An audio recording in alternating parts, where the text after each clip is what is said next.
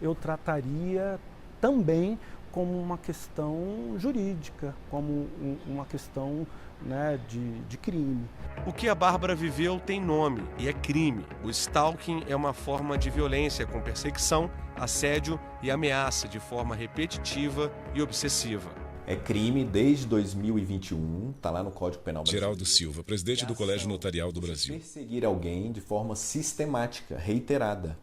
E essa perseguição, ela causa alguns danos, né? Ela vem com ameaça à liberdade, à integridade pessoal, psicológica e física da pessoa. Ela vem com a carga de perturbação da liberdade, da individualidade dessa pessoa. Então essa perseguição, ela é crime, seja cometido em ambiente físico ou em ambiente virtual. Nos cartórios brasileiros, a solicitação de atas notariais cresce a cada ano. No Distrito Federal, por exemplo, o ano passado teve registro histórico, com quase 2.500 documentos que podem ser usados como provas de ataques virtuais. O tabelião vai verificar a ocorrência do fato, ele vai entrar no jogo online, ele vai entrar na mídia social, na plataforma digital, verificar a ocorrência daquele stalker, hater, né, da ocorrência do bullying e transpor para essa escritura pública. Né? E além de transpor, de discorrer sobre os fatos, ele vai colacionar imagens, sons, todas as formas possíveis de exprimir aquele fato dentro de uma escritura pública. No próximo bloco, a gente conta a história de pessoas que tiveram os dados pessoais roubados e mostra como se proteger das ameaças virtuais. A gente volta. Vinheta de transição no centro em círculo branco escrito em amarelo, repórter Justiça. Neste fim de semana, você pode recuperar o conteúdo das aulas de Direito Tributário com o professor Carlos Eduardo Navarro. Pensei em falarmos um pouco sobre como eu devo tributar o consumo, que é um recorte específico da reforma tributária já implementada, e depois como que a gente trabalha com o consumo, com a tributação de consumo. Sábado e domingo, às 8 da manhã, no Saber Direito. De transição no centro em círculo branco escrito em amarelo, repórter Justiça. No escuro, pessoa digita em notebook, outra em teclado colorido. Quem nunca precisou colocar os dados pessoais na internet? Em uma compra, por exemplo, ou na rede social? Sem perceber, o nosso histórico de navegação ajuda a construir uma biografia digital.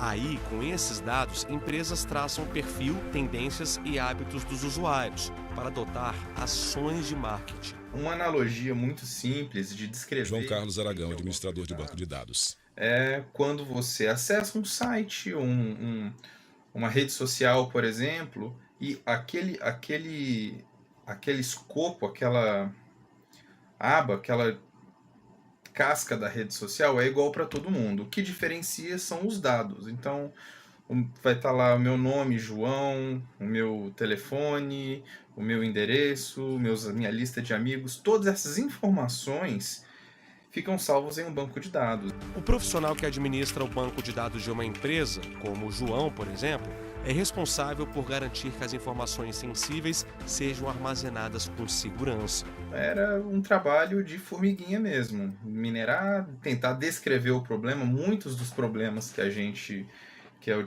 tinha não tinha em fóruns, em sites em português, então eu tive que me virar com o inglês. E aí foi só aumentando, foi só crescendo essa vontade de mexer com o computador. Uma pesquisa divulgada no ano passado por uma líder global de segurança cibernética revelou que em 2022 o Brasil sofreu mais de 100 bilhões de tentativas e ameaças de ataques cibernéticos, o que representa cerca de 30% dos casos registrados na América Latina e no Caribe. O avanço da tecnologia... Eduardo Dalfabro, delegado de crimes cibernéticos. Da internet, ela vem crescendo exponencialmente e com isso o espectro, né, de ação dos criminosos também. E isso revela uma incapacidade de gerar sistemas de proteção e também revela o desconhecimento ou a ignorância dos usuários em relação ao ambiente cibernético, né, em si. Dados que precisam ser protegidos. E para isso, em 2020, entrou em vigor a Lei Geral de Proteção de Dados Pessoais, LGPD, estabelecendo diretrizes importantes para a coleta, processamento e armazenamento de dados pessoais. A medida foi criada para combater o uso indevido, comercialização e o vazamento de dados, que também podem afetar as empresas com danos nas redes e nos sistemas, por exemplo. A revolução digital mudou a forma como... Leonardo Ferreira, Brasília DF. E da mesma forma que ela trouxe praticidade e novas oportunidades, também vieram os desafios. Cada vez mais empresas e órgãos adotam medidas para proteger sistemas, redes, softwares e informações sigilosas. Essa segurança cibernética não é importante apenas dentro de uma organização, faz parte também da nossa vida. O ambiente virtual se transformou em uma mina de ouro para criminosos e há várias modalidades de golpes. Pode ser financeiro, como o do boleto falso, lojas virtuais fantasmas, clonagem de cartão de crédito, vazamento de informações pessoais, extorsão, haters ou cyberbullying, por exemplo. Os crimes cibernéticos são condutas delituosas praticadas mediante o uso de sistemas computacionais e redes de internet. A doutrina ela faz uma classificação entre crime cibernético próprio, que seria aquela conduta que só pode ser praticada mediante o uso de tecnologias de inteligência, né, e informação. Já os crimes impróprios seriam aqueles crimes comuns que a gente está acostumado, mas que em razão aí da evolução da tecnologia, eles começaram a ser praticados em ambiente virtual. A gente pode citar o exemplo aí de estelionato, extorsão, crimes contra a honra praticados em redes sociais. Mãos femininas digitam em notebook.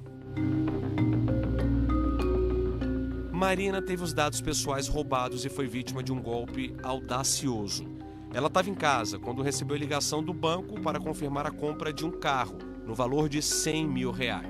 Detalhe, a compra teria sido feita com o reconhecimento facial da Marina, mas na verdade eram os criminosos. Ou seja, a pessoa que comprou, cumpriu todas as etapas. Marina Figueiredo, empresária. Carteira de motorista, deu todos os meus dados e a foto do meu reconhecimento facial.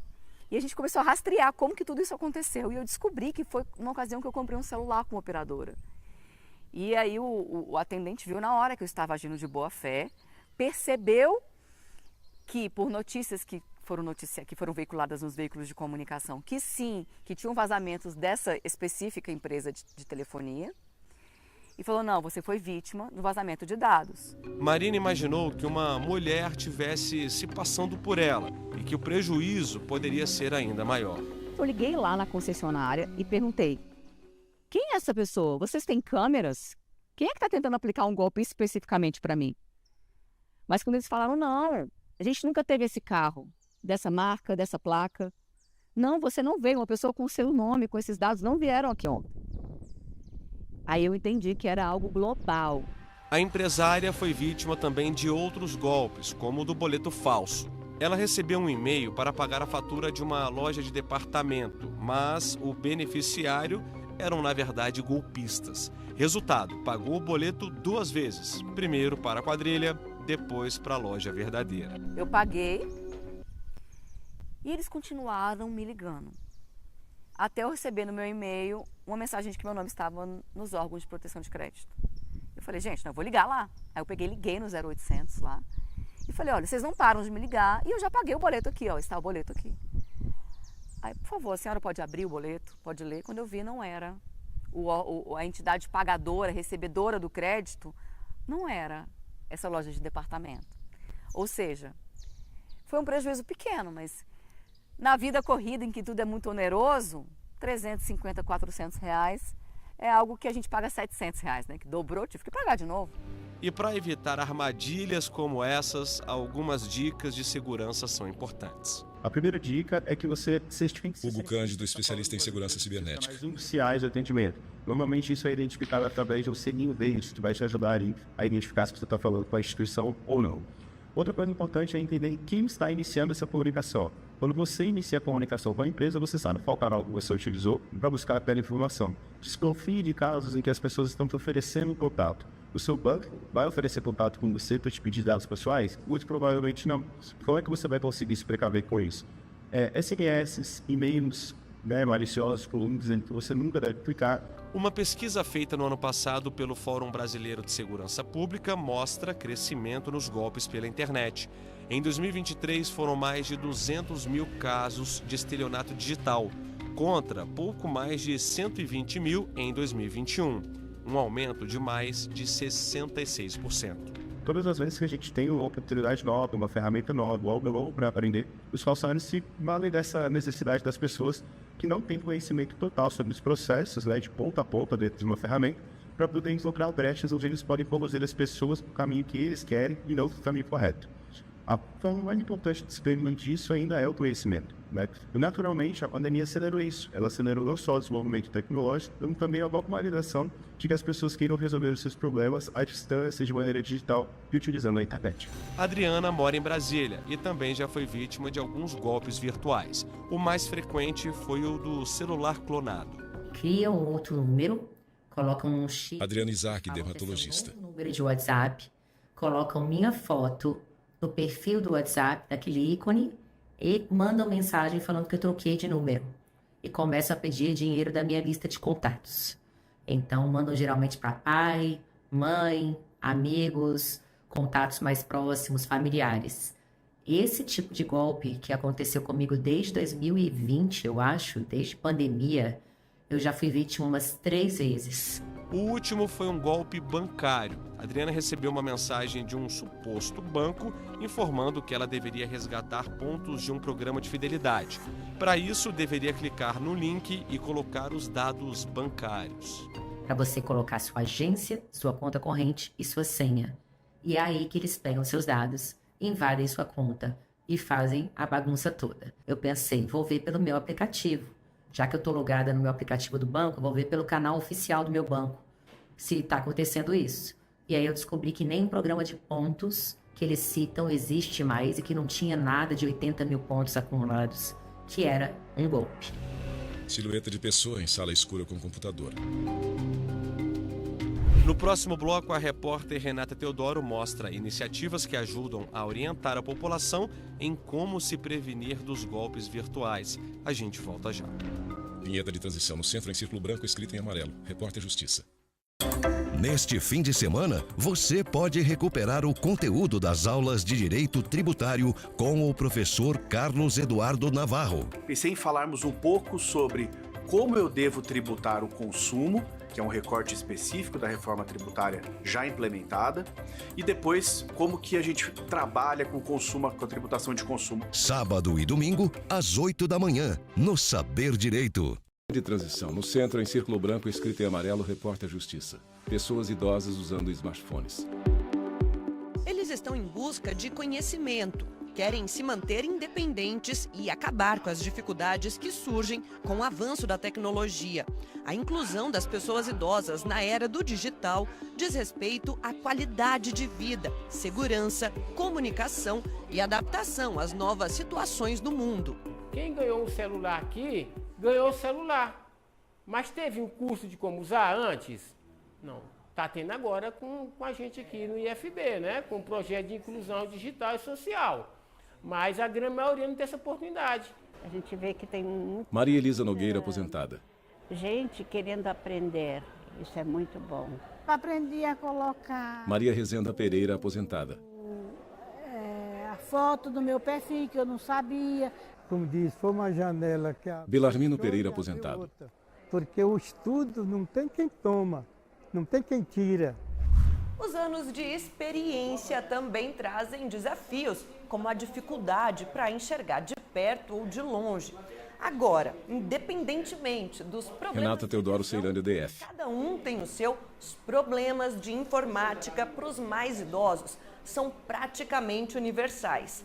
Navegar pelo mundo virtual é se deparar com o novo e desconhecido. Estava sempre procurando a ajuda da filha. Beth, me ajuda a fazer isso. E eu achei que eu estava sendo pesada nisso. Então ela disse assim, mãe, eu vou arrumar uma escola legal, que ela sempre foi também muito do governo da federal e da UNB, que era estadual. E ela disse, eu vou matricular você. E me matriculou e eu vim, e comecei. Ninguém tem paciência com idoso, não. Nem na sua própria casa. Por isso que, às vezes, o idoso, ele tem essa deficiência, uma carência. Estudar para se manter ativo e bem informado é o que move essa turma a estar aqui, em sala, para aprender. Além das aulas de informática, Josênio também é doutor em gerontologia e defende que a inclusão digital é fator determinante e decisivo na vida dessas pessoas. Os netos têm acesso à tecnologia. Josênio Marques Epaminondas, professor de informática. Eles ganham o celular de presente e usam uma ferramenta incrível de inclusão no mundo, né? Simplesmente como para ligar e receber, e fazer chamada e receber ligação. Daí essa é a importância desse projeto, de inserir eles nesse mundo tecnologia, inserir ele nas redes sociais, inserir ele na questão da busca por uma identidade. Para além disso, é uma busca também por direitos. O artigo 21 do Estatuto do Idoso prevê que o poder público crie oportunidades de acesso da pessoa idosa à educação, adequando currículos, metodologias e material didático aos programas educacionais. Alunos idosos na sala de aula. Aos 87 anos, a professora aposentada conta que ainda tem muito que aprender. Com a morte do marido, deixou São Paulo para morar em Brasília com a filha e sente que se adaptou super bem à nova rotina. O segredo? Preencher o tempo e ocupar a mente. Eu gosto muito de estar sempre em atividade. Então, a minha filha Elizabeth, que é minha chegada, ela diz, mãe, vamos fazer informática. Eu vim. Mãe, vamos estudar inglês. Eu estudando. E o inglês é uma repetição para que eu não esqueça aquilo que eu já formei, né? E faço academia, faço pilates, por causa da minha corcundinha. Maria Rosenda não fica para trás. Aposentada há mais de 10 anos, se diverte com as tantas atividades que faz durante a semana. Faço 2 vezes por semana informática, coral 1 vez por semana e espanhol na quarta-feira. Navegar na internet agora não é mais problema. A reza fica mesmo por conta dos golpes que ela torce para não cair. Espero que Deus me ajude, que eu não venha cair em situações. Ô Jesus, toma de conta. Mas a gente não escolhe, às vezes a gente não quer cair e cai. Belarmino só tem motivos para comemorar. Passou parte da vida na roça e, com isso, não teve chance de estudar e se queixava por isso. Hoje se orgulha por aprender coisas novas e absorver conhecimento. Foi uma oportunidade que hoje em dia, eu me senti mais valorizado, porque eu não tive esse momento para eu ter esse conhecimento que eu tenho hoje.